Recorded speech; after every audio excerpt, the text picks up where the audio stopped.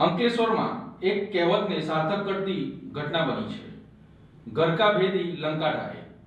અંકલેશ્વરમાં પિતાના ઘરે ચોરી કરનાર પુત્ર જ નીકળ્યો માસ્ટરમાઇન્ડ। ચોરીની ઘટનાને અંજામ આપનાર પુત્ર અને તેના મિત્રની એલસીબી પોલીસે ધરપકડ કરી વધુ કાર્યવાહી હાથ ધરી છે।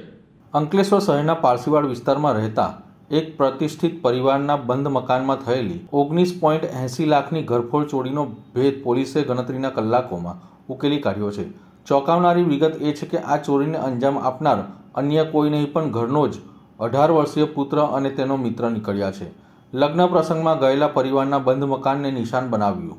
મઝૂમ રુસ્તમજી વીમા દલાલનો પરિવાર ગત તારીખ 17/12/2025 થી 21/12/2025 દરમિયાન પુણે ખાતે એક લગ્ન પ્રસંગમાં ગયો હતો। આ સમયગાળા દરમિયાન તસ્કરોએ ઘરના મુખ્ય દરવાજાના ઇન્ટરલોકની ડુપ્લિકેટ ચાવી અથવા માસ્ટર ચાવી વડે તેને ખોલવાનો પ્રયાસ કર્યો હતો।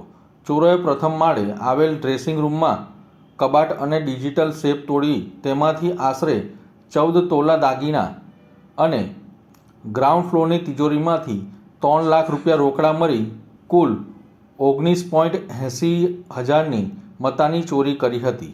પોલીસે આ તપાસ કરતા અંતે ભેદનો ખુલાસો થયો હતો। ઘટનાની ગંભીરતા જોતા ભરૂચ પોલીસ દ્વારા લોકલ ક્રાઇમ બ્રાન્ચની ટીમ અને અંકલેશ્વર શહેર એ ડિવિઝન પોલીસની સંયુક્ત ટીમો બનાવવામાં આવી હતી।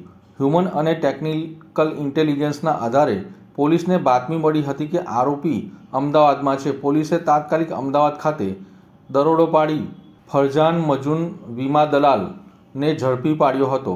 તેની કડક પૂછપરછમાં તે કબૂલાત કરી હતી કે તેને જ પોતાના કોલેજના મિત્ર મોહમ્મદ અનીસ સાદિક સૈયદ સાથે મળીને પિતાના ઘરે જ આ ચોરીનું કાવતરું રચ્યું હતું। પોલીસે બંને આરોપીઓ સહિત તમામ મુદ્દામાલ રિકવર કર્યો છે અને પોલીસે આ બંને આરોપીઓની સામે ગુનો નોંધી વધુ તપાસ હાથ ધરી છે।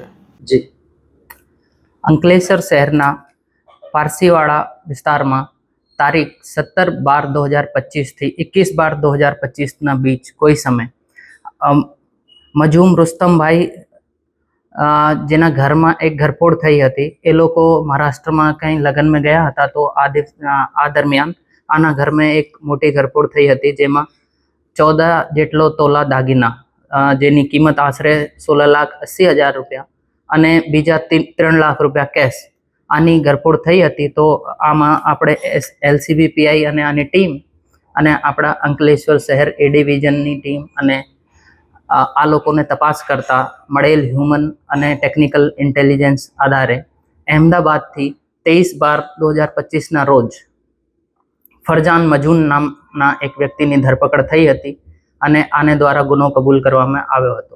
આને સાથમાં જે બીજા જે આના સાથી હતા તે આના કોલેજ ફ્રેન્ડ મોહમ્મદ અનસ જેની ધરપકડ 24/12/2025ના રોજ કરવામાં આવેલ હતી અને આમાંથી ધરપકડ કર્યા પછી ટોટલ મુદ્દામાલ રિકવર પણ કરવામાં આવ્યો હતો અને હાલ આ બંને આરોપીઓ નામદાર કોર્ટના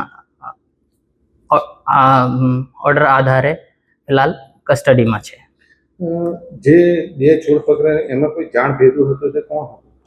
આ જે ફરજાન મજૂન છે આ જે અરજદાર છે આના પોતાનો બેટો છે અને આ આપણા મિત્ર મોહમ્મદ અનસ સાથે મળીને આના કોલેજના ખર્ચા અને બીજી જરૂરિયાત માટે આના ઘરમાં આ ચોરીનો કાવતરો રચ્યો।